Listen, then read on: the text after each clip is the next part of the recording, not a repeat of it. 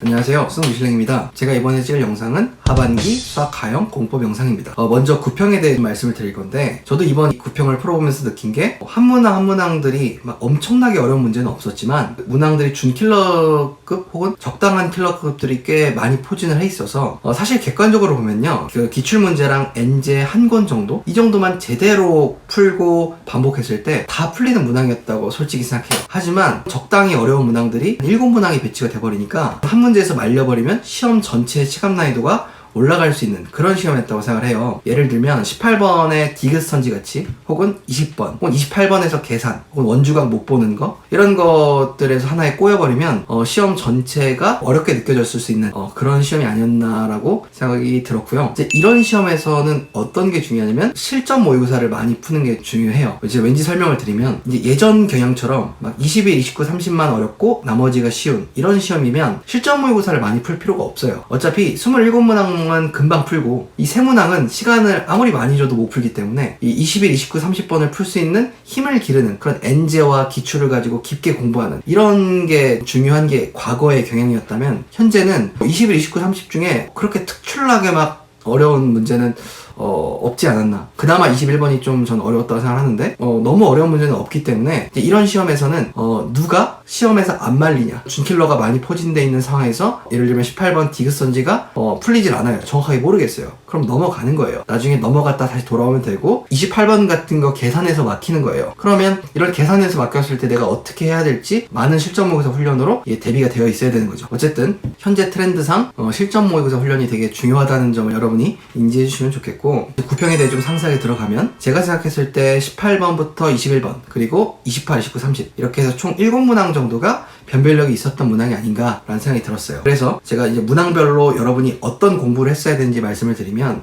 먼저 18번, 20번 이번에 준킬러로 나왔던 미적분인데 많은 학생들이 여기서 틀렸더라고요. 이거를 어떻게 했으면 여러분이 맞출 수 있었냐면, 첫째는 기출학습이 중요했어요. 예를 들면 이번 20번 같은 경우에는 제가 딱 문제를 풀면서 2012학년도 수능 가형 18번 문제가 떠오르더라고요. 그 중에 기억, 니은, 선지가 이번 20번에 도움이 되는 그런 기출 문제였는데, 저는 바로바로 이렇게 얘기할 수 있잖아요. 이런 게 저는 기출학습이 정말 제대로 돼 있으니까 그 낯선 평가 문제를 풀더라도 당연히 예전의 기출의 경험이 저 도움을 주는 거예요. 그러니까 이제 현역으로 뛰고 계신 여러분도 기출학습을 열심히 하실 필요가 있다는 거고, 그리고 18번 같은 경우에도 전형적인 기억, 니은, 디귿 문제의 흐름을 따르고 있어요. 니은에서 그러니까 2분의 1에 주목을 시키고 디귿에 그 2분의 1을 대입해보게 하는, 이런 기억과 니은이 디귿을 푸는데 도움을 주는 이런 구성 자체가 전형적인 기억, 니은, 디귿 미적분 기출 문제의 흐름이거든요. 그러니까 여러분이 미적분 기출 문제를 열심히 학습하시면 18번이나 20번을 푸는데 분명히 도움을 받았을 거고, 그리고 이런 18번에서 FT 곱하기 F1 빼기 T 이런 표현들은 사설 문제에서 되게 많이 나오는 표현이거든요.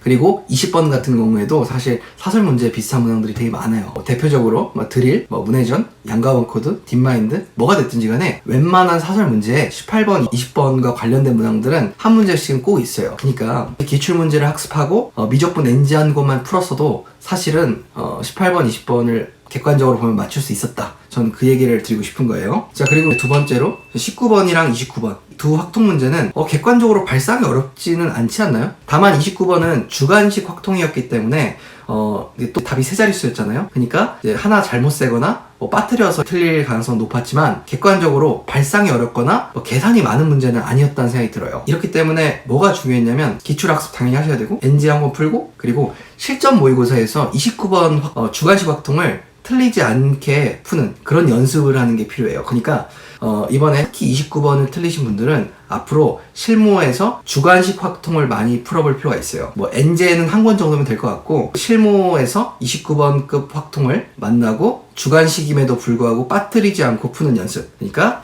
실무가 중요했다. 저는 이렇게 생각이 들었고, 그리고 세 번째로 28번 문제 같은 경우에는 화두가 첫째로는 원주각 중심각의 관계를 보는 거. 사실 이거는 기출에도 있지만 사실 사설 엔제들에서 워낙 많이 연습을 시키는 거기 때문에 다 대충 좀 떠오르는 것만 해도 드릴, 문해전, 양가원 코드 이런 문항들 다 있었고요. 그리고 문제 말미에 구하는 게 분자에서 F세타 플러스 G세타였는데, 이게 어떤 걸 의미하는지 이런 것도 기출 문제에서 전부 다 이미 출제가 되었던 소재들이란 말이에요. 그걸 한 문턱으로 보는 게 그러니까 제가 이제 드리고 싶은 말은 기출도 중요했고, 그리고 NG 한 권 정도면 마찬가지로 충분히 맞을 수 있었다. 다만 좀 계산이 많았잖아요, 28번이. 그러니까 28번처럼 이렇게 계산해서 말릴 수 있는 이런 문제들은 역시 실전 모의고사를 통해서 28번 거를 좀 많이 만나보는 그런 경험이 중요했다는 말씀을 드리고 싶어요.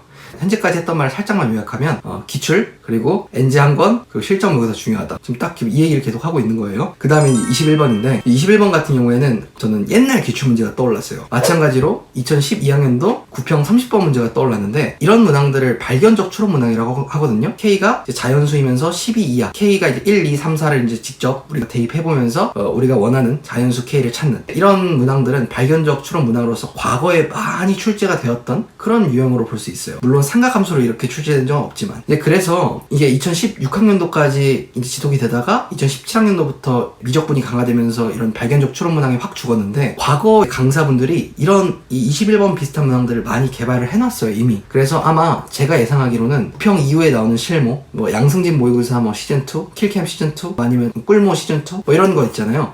이런 모의고사에서 아마 옛날에 문항 제작했던 발견적 추론 문항을 끄집어서 21번에 넣을 가능성이 있어요. 그러니까 이런 21번을 가지고 이런 거는 NJ에서 본 적 없는데, 당연히 NJ에서 많이 안 다뤘죠. 이런 유형은 과거에 유행했고 최근까지는 좀 유행하지 않았던 유형이니까요. 그래서 아마 강사분들이 실모를 통해서 이런 유형을 만나게 할 가능성이 높은데, 여러분이 실무를 풀면서 대비를 하시면 좋겠습니다. 21번급은요. 마지막으로 이번 30번 같은 경우에는 이제는 30번은 어렵다라는 편견을 버려야 되지 않을까라는 생각이 들었고, 그리고 이런 30번 같은 문제는 엔제나 실전 모의고사에 되게 많아요. 그러니까 심지어 이번 30번은 작년 10월 그 더프 모의고사 30번이랑 되게 유사했다고 저도 들었거든요. 그러니까 하고 싶은 말은 뭐냐면 엔제나 실모를 통해서 충분히 30번이 대비 가능하다. 여기까지 말씀을 드리고 싶습니다. 지금까지 제가 구평에 대해서 그 문항 번호별로 제가 말씀을 드렸지만, 이 구평 얘기를 종합을 해보면 이번 구평은 기출 문제를 제대로 학습하고, 그리고 엔제를 한 권 정도 과목별로 풀고 실전 모의고사를 꽤 많이 풀었다면 다 맞을 수 있는 시험이었다라고 솔직히 생각해요. 엔제가 많이 필요하다기보다는 오히려 시험 관리 능력이 더 중요한 그런 시험이기 때문에 앞으로 여러분이 실무를 주당 한 3개 정도, 많으면 혹은 적으면 2개 정도를 꾸준히 풀어주면서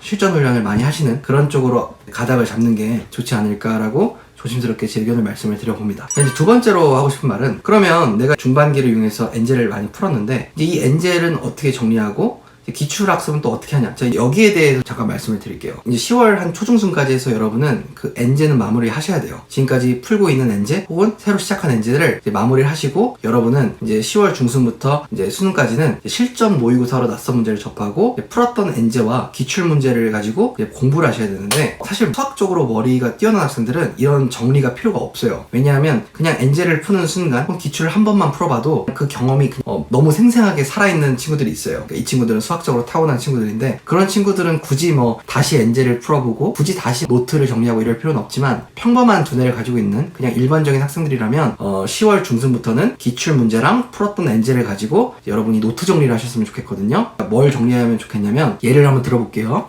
도형 속 극한, 예를 들면 이번 구평 28번 같은 이런 문제는 기출 문제도 있고, 그리고 여러분이 푼 엔제도 있을 거 아니에요.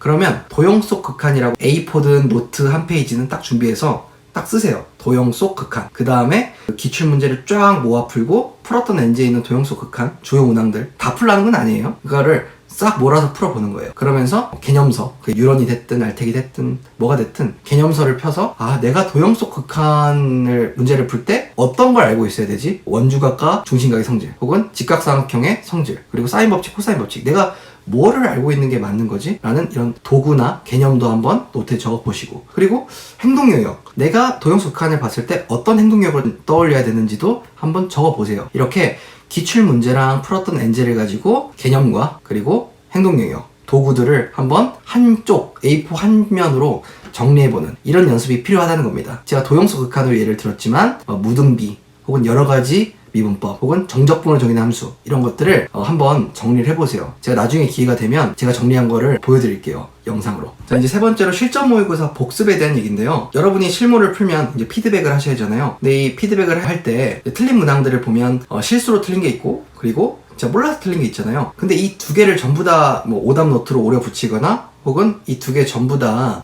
글로 써가지고 노트를 만들기보다는 저는 이 실수 따로, 그리고 몰라서 틀린 거 따로, 이렇게 따로따로 하시길 저는 추천을 드리는데요. 먼저 실수 노트라고 해서 하나를 만드세요. 예를 들면 도형 속 극한 문제에서 마지막에 2분의 1을 안에서 틀렸어요. 제가 실제로 그런 경험이 있거든요. 그리고 2분의 1을 안에서 틀렸으면 그 노트에 한 줄로 이렇게 적는 거예요. 문항 출처를 적고, 예를 들면 킬캠 시즌 1 3회차에 28번 이렇게 적어놓고 틀린 이유를 적는 거예요. 도형 속 극한 문제에서 2분의 1을 안에서 틀림, 바보 이렇게 적어 놓는 거예요. 이렇게 적고 난 다음에 대책을 적으세요. 앞으로 내가 도형 속 극한 문제를 풀 때는 마지막 계산에서 내가 실수가 나왔는지 한 번 더 확인한다. 이런 식으로 문항 출처와 틀린 이유 그리고 그 대책을 딱 이렇게 적어 놓으시면, 그러면 3줄이잖아요. 이렇게 정리해도 사실 내가 실수했던 것들이 생생하게 떠올라요. 그러니까 괜히 오답 노트를 만들고 막 문제 오려붙이고 하지 마시고 이렇게 문장으로 딱딱딱 정리하시길 추천을 드리고, 그리고 오답 노트 같은 경우에는 모의고사를 풀었을 때 예를 들면 5문제를 틀렸어요. 근데 5문제를 전부 다 오답 노트로 오려붙이고 이러면 나중에 복습할 때 엄청 힘들거든요. 한 모의고사에서 4문제 이상은 웬만하면 오답 노트로 하지 마세요. 반드시 필요한 문항만 오답 노트로 하고, 만약에 실모를 풀었을 때 매번 5문제 이상 틀려요. 이런 학생들은 오답 노트를 만들기보다는 그 실모 자체를 여러 번 꺼내서 반복해서 풀어보는 게 나아요. 오답 노트라는 거는 3문제 이하로 틀리는 학생, 이런 학생들이 정리하는 그런 노트라고 생각하시면 돼요. 제가 이것도 앞서 언급드린 그 도구 정리랑 행동 요약 이런 거 묶어서 이제 노트 만들었다고 했잖아요. 이 노트랑 같이 제가 만들었던 오답 노트도 여러분께 영상으로 같이 공개를 하겠습니다. 자, 이렇게 해서 제가 여러분께 드리고 싶은 말씀은 전부 말씀을 드렸고, 지금부터는 등급별로 여러분이 이제 하반기에 어떻게 수학 공부를 하셔야 되는지 말씀을 드리겠습니다. 첫 번째는 9평 전까지 해서 이제 엔젤을 수원, 확통, 미적을 이제 2권씩 정도 푼 거예요, 각각. 이제 이런 학생들은 보통 88점 이상, 그러니까 대부분 92점 이상을 받았을 거라고 생각하는데, 제가 남은 기간 어떻게 해야 되는지 말씀을 드릴게요. 자, 이 학생들은 물론 제가 수원, 확통, 미적 2권 이상씩 각각 풀었다고 말씀을 드렸지만 아직 남은 것들이 있잖아요. 남은 거 잘 마무리하고 9평에서 2권 이상씩 풀었음에도 불구하고, 예를 들면 미적에서 아직도 약하다거나 아니면 확통에서 아직도 실수가 많이 나온다, 이런 분들은 약점 파트 1권 정도는 추가로 엔젤 풀어주셔도 돼요. 근데 이미 6권이나 풀었기 때문에 충분하시고요. 10월 초순까지 해서 엔젤가 마무리가 되고, 10월 중순부터는 여러분은 실전 모의고사 위주로 공부를 하시게 될 거예요. 일주일에 2개에서 3개 정도 실모, 그러니까 많으면 4개여도 상관없어요. 근데 4개 이상 실모를 푸실 분들은 고정 96 이상인 학생들, 그런 분들은 4개 이상씩도 풀긴 하는데 대부분은 현역은 2개, N순 3개면 적합하다고 생각을 해요. 그리고 제가 킬링캠프, 양승진 모의, 꿀모, 한석원 모의 이런 것들을 적어놨는데, 이런 것들은 검증이 된 모의고사예요. 제가 3주 후쯤에 실전 모의고사 리뷰를 쭉 할 거예요. 근데 그 전에 여러분이 뭘 풀지 저에게 물어보실 수 있어서 우선은 검증 받은 것 중에 되는 대로 아무거나 풀라고 말씀을 드리고 싶어요. 여기 있는 것들은 푸셔도 절대 후회를 안 하실 것들이라고 생각하기 때문에 이 중에 골라서 실전 모의고사를 푸시면 되겠고, 그리고 제가 앞서 말씀드렸지만 10월 중순부터는 기출문제와 풀었던 엔지에 대한 복습이 동시에 들어가셔야 돼요. 먼저 기출문제에 대해 말씀을 드리면, 기출문제는 이전까지 풀었던 기코라든지 아니면 자인, 수분감, 너기출, 혹은 파급 효과도 있겠죠? 이런 기출문제를 다시 애독 하셔도 좋아요. 근데 나는 지금까지 돌렸던 기출문제는 너무 많이 봐서 문제집이 질려서 마지막에 좀 컴팩트하게 기출문제집이 필요하다, 이런 분들은 배성민 선생님의 카운터 어택, 양승진 선생님의 파이널 기출, 그리고 호영훈재 선생님의 페파 파이널, 이런 기출문제집을 구매하셔서 마지막 정리를 하셔도 됩니다. 근데 TMI이긴 한데 제가 이 3가지의 약간 특징에 대해 좀 말씀을 드리면, 먼저 양승진 선생님 파이널 기출은 평가원 수능 문제만 있고요. 카운터 어택이랑 패스파인더 파이널 기출은 교육청이나 사관학교 문항도 있어요. 이거는 선생님들의 철학 때문에 그런데, 양승진 선생님 같은 경우에는 수능이 가까워질수록 평가원의 발문, 그리고 평가원의 문제 내는 알고리즘에 익숙해져야 된다라는 그런 철학을 가지고 계시기 때문에 평가원 수능만 이제 여러분께 마지막에 풀리시는 거고, 배성민 선생님이나 호영재 선생님은 굳이 평가원 수능만 풀 필요가 있냐, 교육청이나 사관학교도 수능에 도움이 되면 풀어야 된다라고 해서 카운터 어택이나 패스파인더 파이널은 교육청 사관도 포함하고 있습니다. 이거는 여러분 선택인 것 같아요. 여러분이 원하시는 대로 잘 고르시면 좋을 것 같고, 그리고 풀었던 엔제는 제가 말씀드렸지만 모든 문제를 다시 다 풀 필요는 없어요. 예를 들면 도형 속 극한 기출들을 한 10문제에서 20문제 사이를 쭉 풀었어요. 어려운 거 위주로. 이렇게 그 기출문제를 쭉 푼 다음에 이제 엔제에서 이제 내가 틀렸던 것들 혹은 힘들게 풀었던 것들, 그런 것들이 체크돼 있다면 그런 문제 위주들로 도형 속 극한 풀었던 엔제들을 쭉 풀어보고, 무등비 쭉 풀어보고, 이렇게 기출과 풀었던 엔제를 같이 풀어보는 거죠. 이제 이런 공부를 하시면 좋겠고, 근데 이제 노트 만드는 법은 제가 아까 설명드린 대로 그 A4를 이용해서 정리를 하든 아니면 노트를 새로 구매하셔서 정리를 하든 압축해서 도구든 행동 영역이든 정리하시면 좋겠습니다. 자, 그렇게 엔젤로 복습을 하고 기출을 1회독 하고 나면 우리에게 남은 거는 실무 뭉터기가 남아있고 그리고 노트 한 권이 남아있겠죠. 그러면 이제는 만들어진 노트랑 이제 풀어놓은 실무를 가지고 똑같이 하는 거예요. 내가 풀었던 실무 중에 무한등비급수만 쭉 풀어본다든지 아니면 29번 합통만 쭉 모아서 풀어본다든지 이런 식으로 기출이랑 엔제 복습이 끝나고 나면 그렇게 실무를 가지고 복습을 하시면 되겠습니다. 자, 여기까지가 메인이었고, 자, 그리고 곁다리로 EBS를 적어놨는데, EBS 같은 경우에는 그러니까 원본을 이제 푸셔도 좋고 혹은 선별을 푸셔도 좋고, 뭐 저처럼 좀 수학 실력에 자신이 있었다면 뭐 안 푸셔도 상관없지 않을까 싶어요. 개인적으로 저는 EBS를 안 풀었지만 그렇게 크게 무리가 없었던 걸 보면 뭐 96, 100 봤는데 여러분도 저보다 더 훌륭하신 분들일 테니까 너무 걱정은 안 하셔도 되지 않을까 생각은 합니다. 그래도 불안하시면 뭐 파급효과님 선별해주신 EBS 선별이라든지 뭐 아니면 e베스트 같은 그런 것들을 푸시면 좋을 것 같습니다. 이제 두 번째로 2등급에서 한 3등급 정도 학생들, 그러니까 이번에 기출 개념 했는데 엔제는 수원 합통 미적 한 권 정도만 푼 학생들에 대해서 말씀을 드리면, 이제 이 학생들은 앞에 이제 1등급 학생들이랑 큰 차이는 없어요. 이제 모든 건 같기 때문에 제가 딱 하나만 차이점을 뒀는데 여러분들은 엔제를 필요하면 조금 더 풀어도 될 것 같아요. 한 10월 중순까지 조금 더 엔제를 다지고 실무를 많이 풀어도 좋을 것 같아요. 그러니까 엔제를 푸는 동안은 뭐 수학 실무를 주당 뭐 한두 개씩 풀고, 그리고 엔제가 마무리된 이후부터는 이제 실무를 2개, 3개 정도 푸는 이런 공부도 저는 좋을 것 같다는 생각합니다. 그러니까 2에 3등급 분들은 1등급 이상 분들이랑 엔제를 좀 더 오래 한다는 것 외에는 차이가 없다는 말씀을 드리는 거예요. 어차피 다 모의 풀고 기출 복습하고 하는 건데, 그러니까 앞에 1등급 분들 설명을 그대로 이제 여러분이 영상으로 보시면 좋겠습니다. 자, 이제 마지막으로 9평 4등급 이하, 그러니까 엔제는 한 권도 안 푼 거예요. 아니면 일부만 푼 거예요. 그리고 지금까지 기출만 푼 학생들이에요. 설마 기출도 1회독 안 한 학생들은 글쎄요, 문과로 돌린 학생들이 좀 많지 않을까요? 대부분 지금 이과에 남아있다는 건 그래도 개념이랑 기출 공부는 한 번씩 했다고 전 전제하고 4등급 이하 분들 말씀을 드리면, 이분들은 가장 중요한 게 역시 개념 복습과 기출입니다. 개념 복습이라는 거는 개념 강의 들었던 거 있잖아요. 뭐 뉴런이 됐든 아니면 뭐 알텍이 됐든 이제 그거를 가지고